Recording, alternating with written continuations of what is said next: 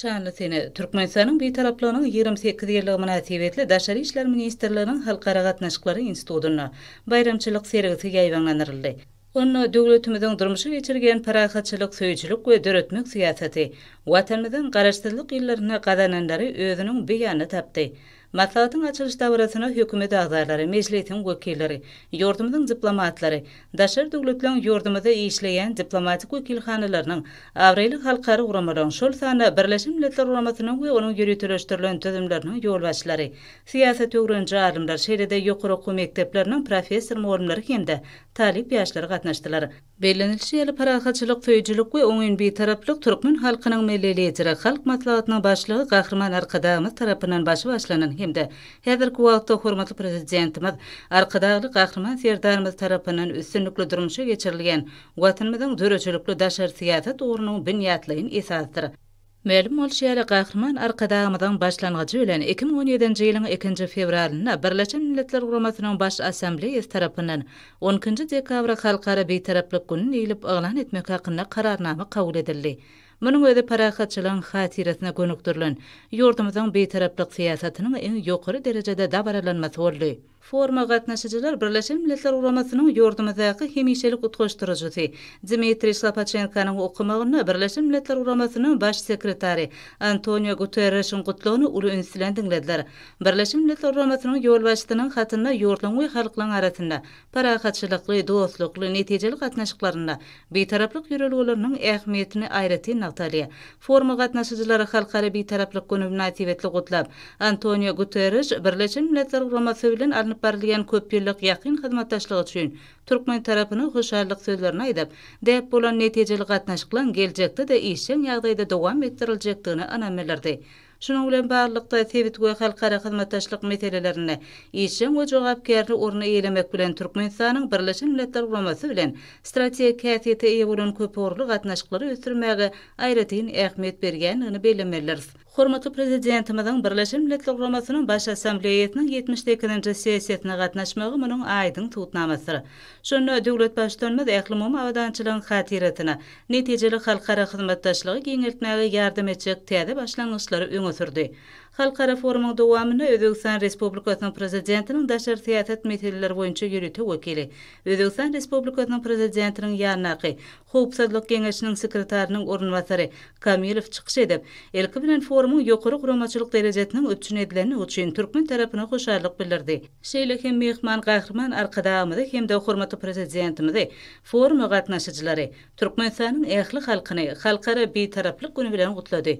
Mehmanyň belleşýäli öz ýurduna Türkmenistanyň beýtaraplyk derejesine esaslanýan parahatçylyk, söýçülük siýasatyna ýurdun hemme taraply durnukly ösüşine ýokary baha berilýär. Türkmenistanyň beýtaraplyk derejesi sebitde bolşýala halkara geňişligine parahatçylygyň, howpsuzlygyň, durnukly ösüşiň berkidilmeginiň möhüm şerti bolup durýar. Türkmenistana dialog parahatçylygyň kepilatly maslahatyň geçirilmegi, ähli mum parahatçylygyň berkidilmegine, oňyn halkara hyzmatdaşlyk gatnaşyklarynyň ösürilmegine ähmiýetli waka uruldy.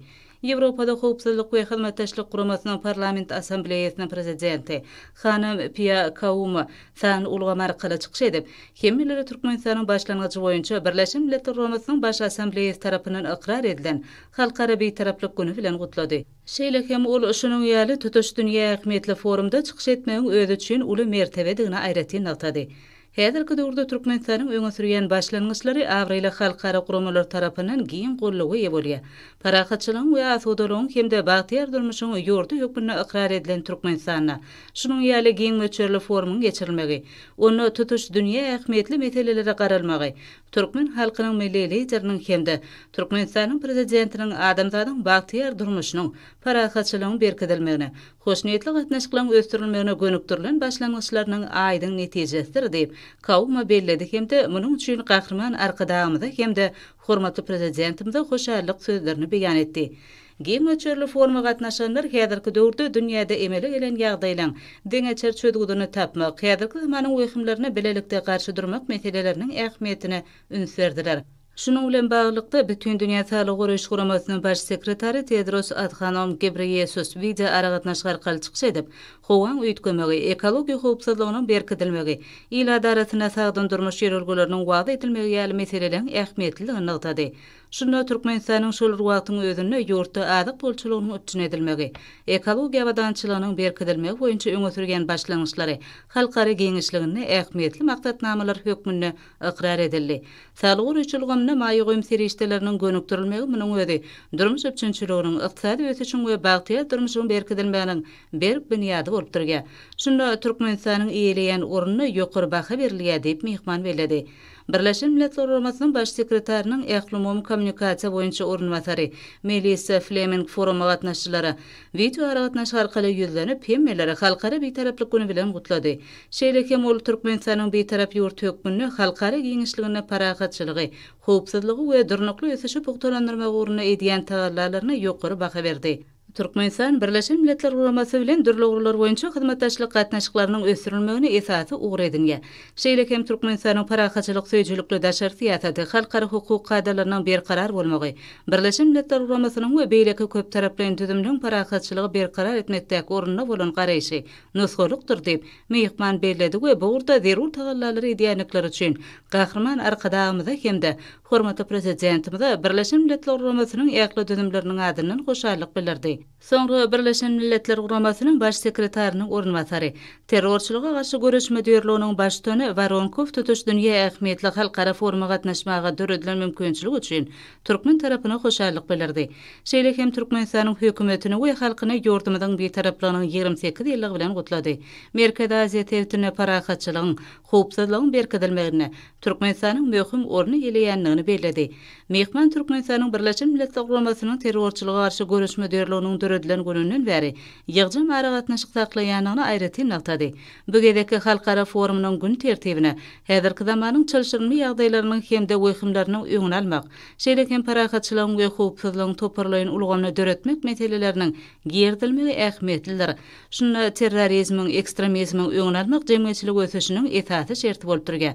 Birleşen Milletler Guramasynyň baş sekretariniň ösüş maksatnamasynyň dolanyrjytynyň ornwatary, Ýewropa we garaşdy döwletleriň arkalaşygynyň agda ýurtlary boýunça bürosynyň sewitleýän direktory hanym Ivana Jivkoviçiň çykyşynda Aşgabatda geçirilýän halkara forumynyň ähmiýetini aýratyn ünsürildi.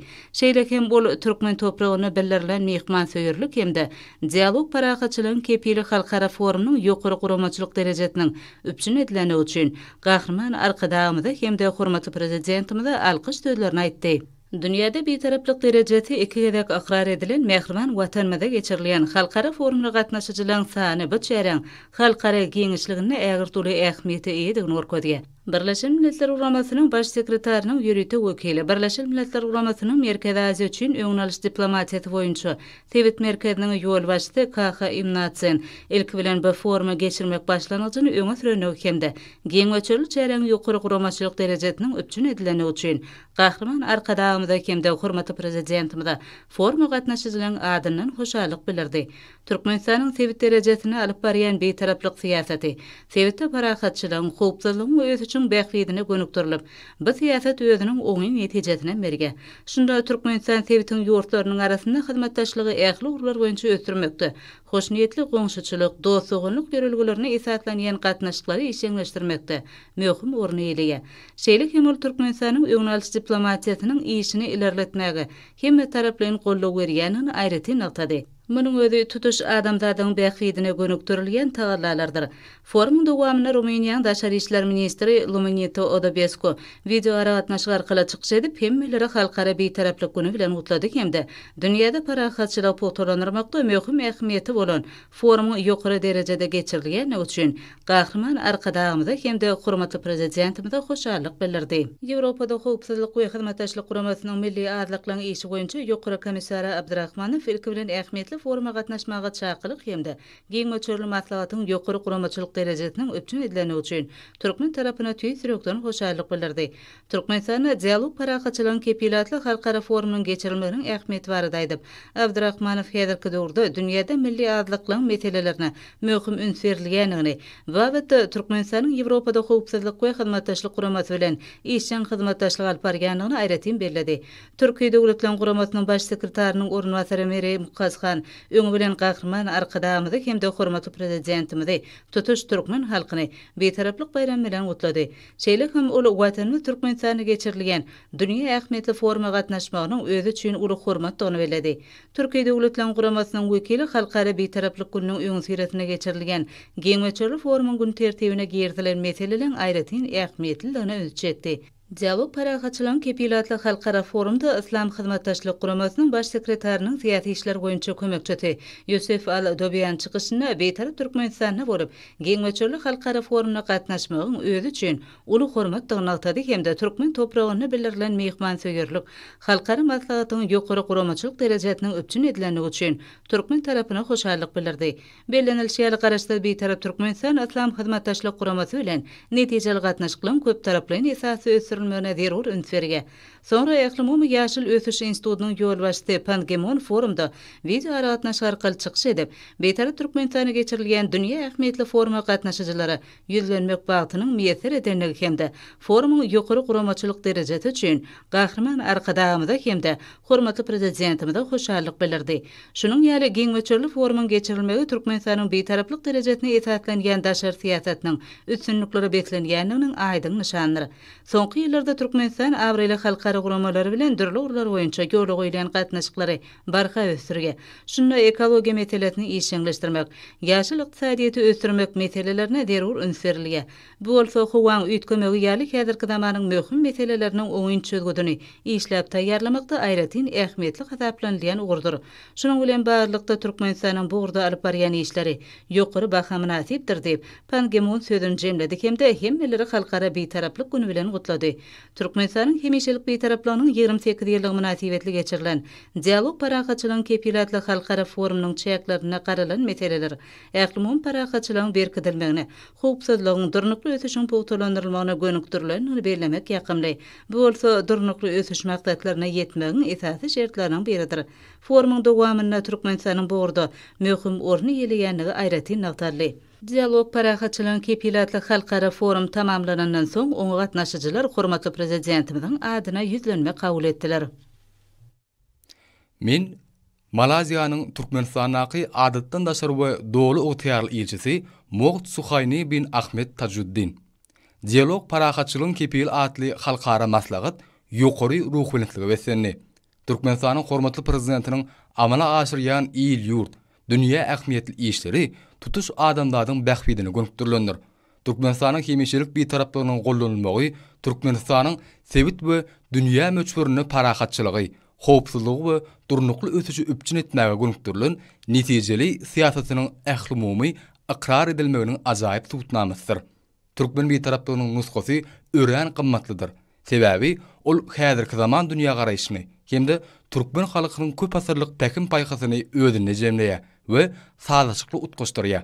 Türkmenistanyň öýdürüşli üstünligi bilen hormatly prezidenti gutlaýan. Türkmenistana ýene-de üstünlikleri arzuw edýän. Men Azerbaýjanyň Türkmenistanaky adatdan daşary we dowly ygtyýarly elçisi Gismet Gezalow. Türkmenistanyň hemişelik beýtaraplygy halkara hyzmatdaşlygyny täze ugurun kemaly gelmegini üpçün etdi. Türkmenistanyň hormatly prezidentiniň il ýurt, dünýä ähmiýetli işleri, hoşniyetli gatnaşyklardaky özgertmeleri, maslahatdaky çykyşlaryň esasyny dizdi. Beýtaraplyk derejesi arkaly Türkmenistan ynsanperwer we hakyky diplomatik ýörelgeleri wagt etmek bilen durmuş we ykdysady ähmiýetli möhüm wezipeleriň üstünlikli çödülmegini nazarlaýar.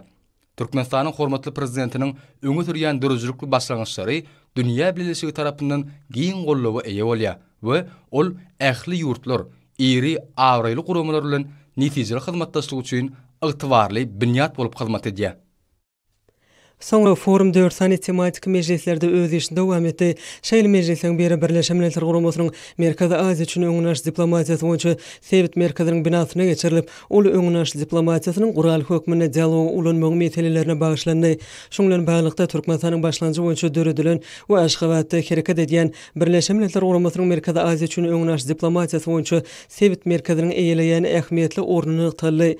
Häzirki wagtda bu döwüm Sewitde paragatçylygy, howpsuzlygy we durnuklygy ýaşaşyga öpçün etmek, durnukly ösüşe ýardam etmek bilen bagly möhüm meseleleri çözmekde Merkezi Aziýa döwletlerini we Birleşen Milletler Guramasyny özara baglaşdyrýan netijeli guraly öwrüli halkara gatnaşyklary institutyna geçirilen 2-nji mejlisiň mazmuny dialog arkaly parahatçylyk gazanmakda zenanyň tutýan orny barada boldy. Şundan baglanykda Türkmenistanyň gender siýasaty ulgamyny anyk maksatlary gönükdirilen wezipeleri çözmäge jogapkärçilikli çemeleşip, bu ulgamda Birleşen Milletler Guramasy we beýleki halkara guramalar bilen netijeli gatnaşyk edýänligi nyktaly. Bu ulgamda hyzmatdaşlygyň netijeli meýdançylarynyň biri Merkezi Aziýanyň zenanlarynyň dialogudyr.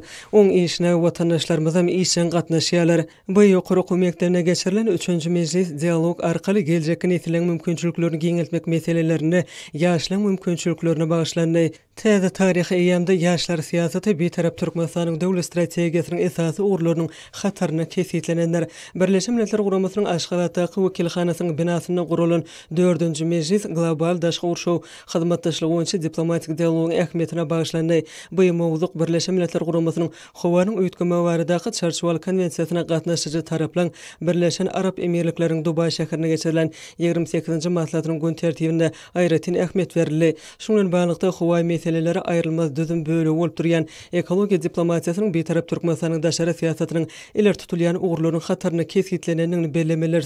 Hormatly prezidentimiz COP28 maslahatyna çykyş edip, degişli ugurdaky esasy wezipeleri çözmäge bolan ýordamynyň başlangyçly çemeleşmelerini beýan etdi. Ma'lum bolýarly häzirki döwrüň esasy hökümlerine garşy görüşmekde dünýä jemgyýetçiliginiň tagyllaryna işe gatnaşan Türkmenistan Aşgabatda Birleşen Milletler Guramasynyň howandarlygyny Merkezi Aziýada howanyň öýtgeme bilen bagly tehnologiýalaryň sebit merkezini döretmek başlangyjyny öňe sürdi.